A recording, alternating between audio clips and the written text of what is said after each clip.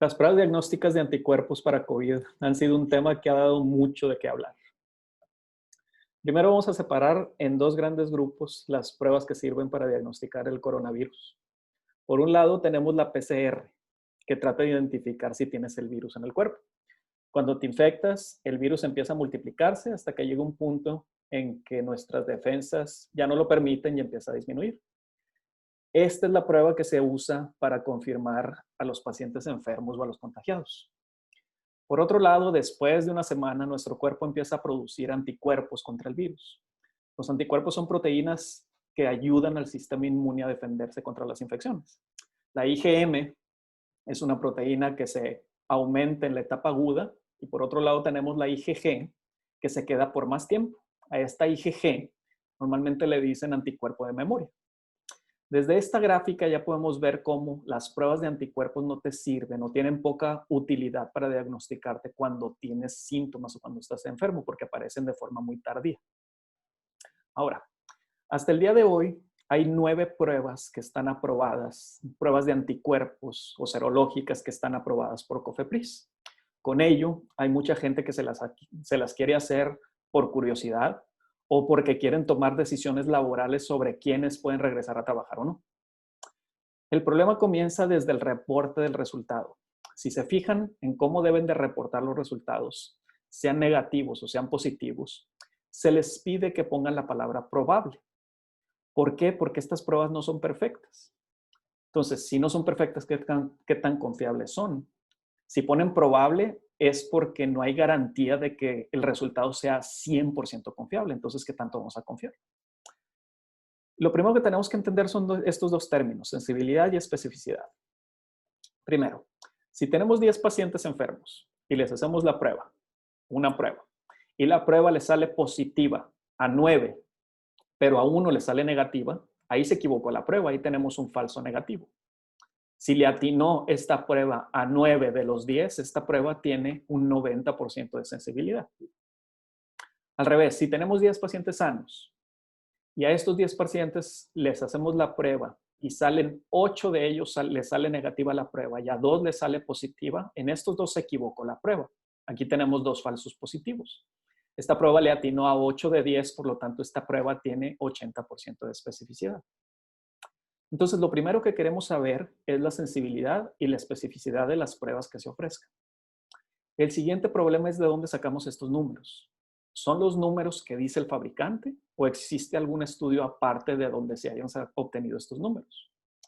En los folletos de los fabricantes se describen la sensibilidad y la especificidad y normalmente salen maravillosas, casi siempre las ponen muy cercanas al 100%. Pero ya que las pones en práctica y las validas de forma independiente, no salen tan maravillosas. Tomemos el ejemplo de esta prueba. En vez de fijarnos en el folleto que viene dentro de la cajita, vamos a buscar una validación independiente y resulta que hay una.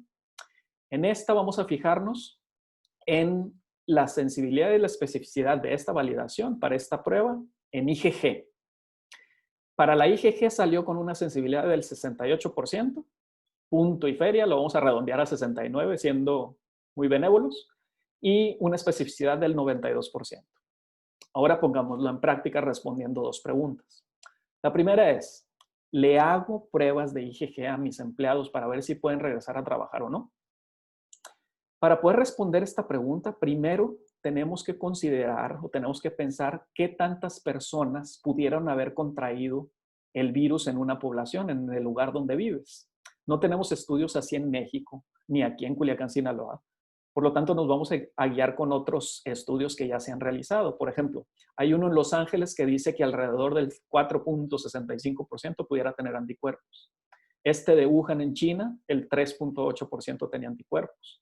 En España, esta segunda valoración, el 5.2% tuvo anticuerpos. Entonces, vamos a redondear esto y pensar que aquí donde vivimos, el 5% de los que vivimos aquí pudieran haber tenido ya contacto con este virus.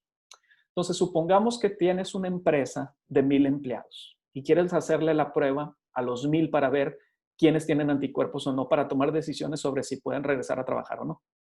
Si existe una prevalencia del 5%, de estos 1,000, esperaríamos que únicamente 50 se hubieran infectado ya. Quiere decir que esperarías que 950 salieran negativos. Ya desde ahí ves que tal vez no valga la pena gastar, casi todas te saldrían negativas. Y eso es si las pruebas salieran perfectas, pero las pruebas no son perfectas. Si tomamos esa prueba con el 69% de sensibilidad, el 69% de estos 50 saldrían verdaderos positivos y el otro 16 serían falsos negativos.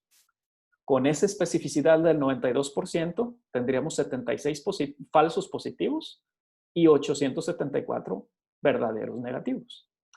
Esto significa que a estos 76 les vas a decir que sí lo tuvieron y que con confianza pueden regresar a trabajar, cuando en realidad no lo tuvieron. Estas personas pudieran incluso relajar las medidas preventivas y convertirse en un foco de infección.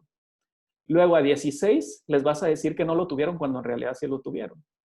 Y estos poquitos 34 que sí lo tuvieron y que sí le atinaste, les vas a decir que tienen anticuerpos y que tal vez sean inmunes, pero hasta este momento no sabemos qué tanto dura esa inmunidad. Y de pilón, esta sería una fotografía estática de ese momento en esa empresa. En una semana tal vez estos resultados no sirvan de nada. La siguiente pregunta es la que tenemos muchos o han tenido muchos. Quiero saber si ya me dio. La realidad es que sentimos que nos ha dado COVID varias veces al cabo de estas semanas o de estos meses. Entonces, aún personas que no les haya dado fiebre o que no hayan ido al hospital o que no hayan tenido contactos confirmados, tienen esta pregunta, ¿y si me hago la prueba a ver si ya me dio?